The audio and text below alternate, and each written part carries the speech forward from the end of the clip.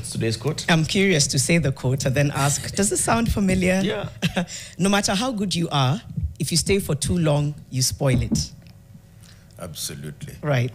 These were your words. I think those were my words. Those were your words. And you finish it by saying a dancer always knows when to leave the stage. Absolutely. Right. History is consistent.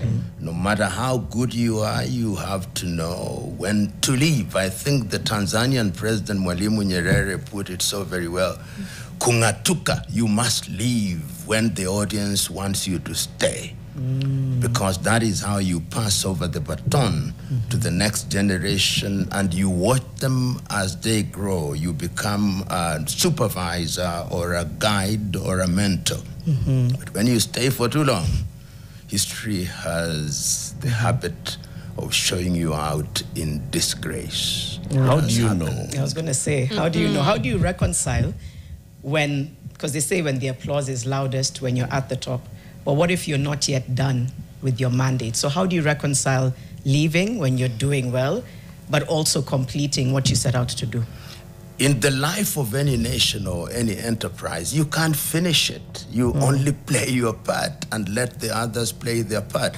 This assumption, particularly in the African political arena, that you are Moses with a rod and staff, parting Red Seas and summoning manna and hitting rocks and water comes out, is completely misguided. It is what is called the Messiah syndrome, that you are some kind of Messiah sent by divinity to save the world. No, you are not. Yours is to play your part in the knowledge that in the scheme of things, you are only but a droplet in an ocean. You know, our laws have set such parameters. You know, they say you serve, especially in the executive offices, you serve for 2 terms. If you're in some of these institutions, you have tenure that is defined, and you cannot go beyond that.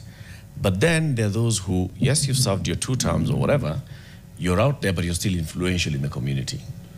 Is that also saying that even those who have left formal office ought also to leave the informal office? Not at all.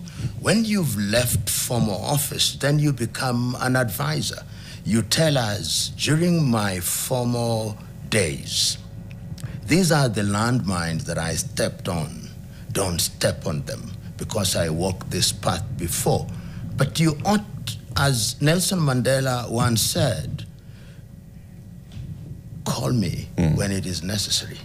I will not interfere. I will wait for you to seek me out. I'll not be sitting there giving advice. Absolutely. I'll not be the repository of wisdom, saying, this is me who knows everything, monopoly of wisdom and knowledge. No, you've got to let your successors perform. And if you want to correct them, you do so in a manner that opens their eyes, not in a manner that inflames their anger. That is what wisdom dictates.